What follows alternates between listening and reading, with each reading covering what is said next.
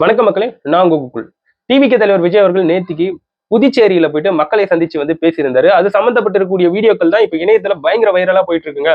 அதுல ஒரு சிலது வந்து விஜய் அவர்களுடைய ஃபேன்ஸும் தொண்டர்களும் பயங்கரமா ஹைப் ஏத்திக்கிட்டு இருக்காங்க. பாத்தீங்களா, எங்களுடைய அண்ணனை பாத்தீங்களா, எங்களுடைய தளபதியை பாத்தீங்களா, அவர் எப்பயுமே ஒரு நல்ல மனசு கொண்டவர், மக்களை விரும்பக்கூடிய ஒரு தலைவர், எங்க அண்ணன், எங்க தளபதி அப்படின்ட்டு ஏகப்பட்ட விஷயங்கள் வந்து சொல்லிட்டு வராங்க. அதுல இருந்து ஆரம்பிச்சிடறேன் என்ன நடந்திருக்குன்றது. நேத்திக்கு விஜய் அவர்கள் வந்து புதுச்சேரிக்கு போயிருந்தாரு. வாகனத்துல நின்றபடி, அதாவது டாப் ரூஃப் ஓபன் பண்ணி அந்த வாகனத்துல மேல நின்றபடி எல்லா மக்களுக்கும் கை காண்பித்தார். சோ இந்த இடத்துல வந்து எல்லாருமே கேட்டுக்கினது இதுதான், விஜய் அவர்கள் வாகனத்திலேயே உட்கார்ந்து இருந்தா வேலைக்கு ஆகாது, நிறைய பேர் ஃபாலோ பண்ணிட்டு வருவாங்க, அவர் எந்த இடத்துல பேச போறாரோ அந்த இடத்துல அதிகமான கூட்டம் குவியும், அசம்பாவிதங்கள் வந்து ஏற்படும், அவர் வந்து டாப் ரூஃப் திறந்துகிட்டு எல்லாருக்கும் கை காண்பித்தா நல்லா இருக்கும், எந்த ஒரு பிரச்சனையும் இருக்காது அப்படின்ட்டு நம்ம சொல்லியிருந்தோம். நிறைய பேர் வந்து பதிவு பண்ணியிருந்தாங்க. அதற்கு ஏற்பவர் தான் நேற்று வந்து விஜய் அவர்கள் வந்து எல்லாருக்கும் கை காண்பித்து அந்த மாதிரி அந்த இடத்துல வந்து போனது. சோ எந்த ஒரு பிரச்சனையும் இல்லாம கூட்டம் கூட அதிகமா அந்த வாகனத்துக்கு பக்கத்துல சேராம சோ எல்லாருமே பார்த்துட்டு போயிட்டாங்க. சோ அது போன்ற ஒரு இடத்துல நேத்திக்கு ஒரு சம்பவம் நடந்திருந்தது. அது என்னன்னா, விஜய் அவர்கள் வந்து வாகனத்துல மேல நின்றபடி வரும்போது ஒரு செக்யூரிட்டி கார்டு வந்து என்ன பண்ணியிருந்தாருன்னா, ஒரு வயது முதிர்ந்த ஒரு முதியவரை வந்து தள்ளி விட்டுட்டாரு. விஜய் அவர்களுடைய வாகனம் போகும்போது சைட்ல ஒரு செக்யூரிட்டி கார்டு வராரு, ஒரு முதியவர் அந்த வாகனத்து பக்கத்துல வராரு, அப்படியே அந்த செக்யூரிட்டி கார்டு அப்படியே அந்த முதியவரை தள்ளி விடுறாரு. அந்த முதியவர் வந்து விழுறாரு. அந்த செக்யூரிட்டி கார்டா இருக்கிறவனுக்கு கொஞ்சாச்சும் இந்த அறிவு மயிறு இருக்கான்னு பார்த்தோம்னா, அது என்னன்னு சொல்றது, வயசுல பெரியவங்களை வந்து தள்ளி போங்க, இல்ல தள்ளி நில்லுங்க அப்படின்ட்டு ஏதாச்சும் சொல்லிட்டு போலாம். தள்ளி விடுறாருங்க. அவர் அப்படியே பெரியவர் அப்படியே கீழே விழுறாரு. விழுந்து தலைகெல்லாம் அடிபட்டுச்சுன்னா, ஏன்டா நீயாடா போய் பாப்ப அப்படின்ட்டு தான் கேட்க தோணுது. சோ அந்த இடத்துல விஜய் அவர்கள் வந்து ரொம்ப கடுமையாக கோவப்பட்டிருக்காரு. வீடியோஸ்ல வந்து பார்க்க முடியுது. சோ அவர் வந்து அந்த செக்யூரிட்டி கார்டு மேல வந்து அந்த அளவுக்கு கடுமையாக கோவப்பட்டிருக்காரு. இததான் நிறைய டிவிகே தொண்டர்கள், ரசிகர்கள் வந்து ஷேர் பண்ணிட்டு வராங்க. பாத்தீங்களா, எங்க அண்ணனை பாத்தீங்களா, எங்க தளபதியை பாத்தீங்களா, இப்படிதான் மக்களை வந்து அவர் வந்து நேசிச்சிட்டு இருக்காரு. சோ மக்கள் மேல இவ்வளவு டிரான்ஸ்பரன்ஸா அவர் வந்து இவ்வளவு அன்பா இருக்காருன்ட்டு இந்த வீடியோஸ் வந்து ஷேர் பண்ணிட்டு வராங்க. அதே சமயத்துல ஒரு பிரஸ் ஒருத்தவங்க வந்து தண்ணி தாகம் எடுத்திருக்கு அப்படின்ட்டு வாட்டர் கேன் கேட்டு இருப்பாங்க. என்னமோ விஜய் அவர்கள் அவருடைய வாகனத்துல இருந்து ஒரு வாட்டர் பாட்டில எடுத்து நீட்டி அவங்களுக்கு கொடுக்கக்கூடிய இந்த வீடியோஸ் எல்லாம் போட்டு பயங்கரமா ட்ரெண்ட் பண்ணிட்டு இருக்காங்க. ஏன்னா ஒரு நல்ல தலைவனுக்கு அழகு வந்து மக்களை நேசிப்பதுதான். மக்கள் மேல எவ்வளவு அன்பா இருக்கான்றதுதான் ரொம்ப முக்கியம். இதுல வந்து ஒரு சில பசங்களுடைய வீடியோஸ் வந்து பார்க்க முடியுது. அதுல வந்து என்ன சொல்லிட்டு இருந்தாங்கன்னா, விஜய் அவர்களை வந்து சினிமா ரீதியாக எங்களுக்கு வந்து பிடிக்காதுங்க, நாங்க வந்து இன்னொருத்தவங்களுடைய ஃபேனு, ஆனா விஜய் அவர்களை எதனால தெரியுமா எங்களுக்கு வந்து பிடிக்கும் அப்படின்ட்டு ஒரு சில சம்பவங்களை வந்து சொல்றாங்க. அதெல்லாம் கேட்கும்போது உண்மையாவே விஜய் அவர்களுக்கு மேல நம்மளுக்கு ஒரு தனி ஒரு அன்பு வந்து ஏற்படும். மக்கள் கூட யதார்த்தமா இருக்கக்கூடிய அந்த வீடியோஸ் வந்து ஏகப்பட்டது இருக்கு.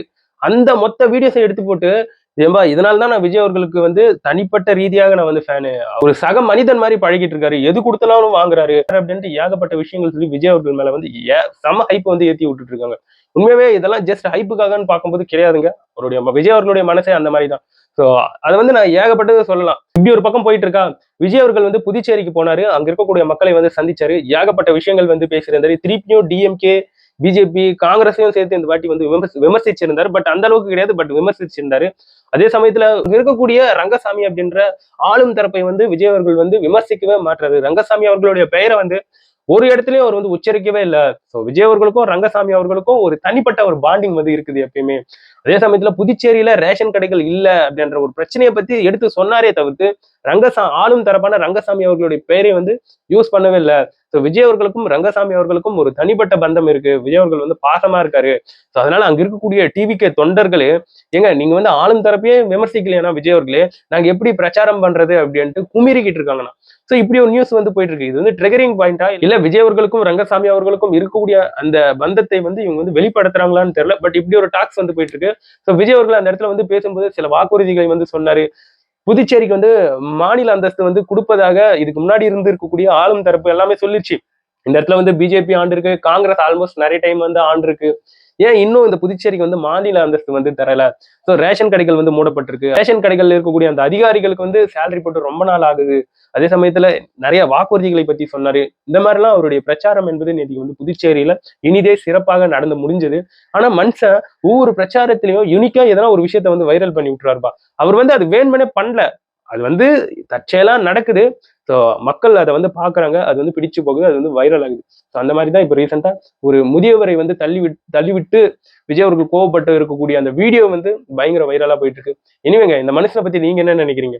சோ இவ்வளோ யதார்த்தமா இவ்வளோ நல்ல மனிதராக இருக்கார் இல்லையா டிவிகே தலைவர் விஜய் அவர்கள், அவரை பற்றி நீங்க என்ன நினைக்கிறீங்க?